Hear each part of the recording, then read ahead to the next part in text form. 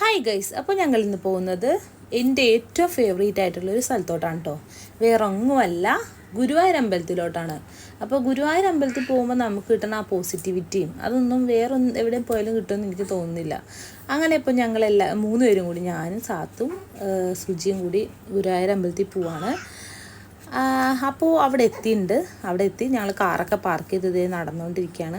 സാത്ത് വേഗം തന്നെ അച്ഛൻ്റെ ഒക്കത്ത് കയറിയിരിക്കും കേട്ടോ. പിന്നെ നടക്കാൻ ആൾക്ക് ഭയങ്കര മടിയാണ്. പിന്നെ ഒരു വിധത്തിൽ ആൾ നടന്നു തുടങ്ങി. അങ്ങനെ ഞങ്ങൾ അമ്പലത്തിൻ്റെ ഉള്ളിലെത്തി. അപ്പോൾ ഈ ഒരു അമ്പലത്തിനുള്ളിലുള്ള ഈ ഒരു അമ്പലക്കുളമൊക്കെ എന്ത് ഭംഗിയാല്ലേ, ആ മേഘങ്ങളും ഒക്കെ എന്ത് ഭംഗിയാണ്. പിന്നെ ഇന്ന് പൊതുവെ ഒരു തിരക്ക് ഇത്തിരി കുറഞ്ഞ ദിവസമായിരുന്നു കേട്ടോ. അതുകൊണ്ട് നന്നായിട്ട് നമ്മൾ കണ്ണനെ തൊഴുതു. സാത്ത് ഒത്തിരി വാശിയൊക്കെ ആയിരുന്നു. പിന്നെ വേറെ അത് കഴിഞ്ഞ ഉടനെ അവൾക്ക് ഈ സംഭവം വാങ്ങിക്കണം, ഈ ബബിൾസ്. പിന്നെ ആ അമ്പലം മൊത്തം ബബിൾസ് ഇങ്ങനെ വീർപ്പിച്ച് നടക്കലായിരുന്നു അച്ഛൻ്റെ മോളുടെ പണി. അങ്ങനെ ആൾ നല്ല കളിയിലാണ് കേട്ടോ. അപ്പം പിന്നെ ഞങ്ങൾ നെയ്പായസത്തിനൊക്കെ പാൽപ്പായസമൊക്കെ വാങ്ങാൻ വേണ്ടിയിട്ട് ടോക്കൺ എടുത്ത് ഇങ്ങനെ വെയിറ്റ് ചെയ്യുന്നതുകൊണ്ട് ഇങ്ങനെ ഇരിക്കുകയായിരുന്നു.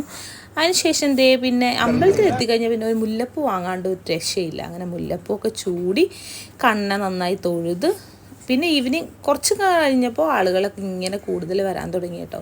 എന്തൊരു സന്തോഷമുള്ളൊരു സമയമാണെന്ന് പറയുമോ ഗുരുവായൂർ അമ്പലത്തിൽ പോകുമ്പോൾ നമ്മുടെ മനസ്സിന് കിട്ടണമെന്നറിയാമോ. അത് കഴിഞ്ഞ് ഞങ്ങൾ പയ്യെ ഒരു ചായയും ഒരു നാരങ്ങ വെള്ളമൊക്കെ കുടിച്ച് അവിടെ നിന്ന് ഇറങ്ങി.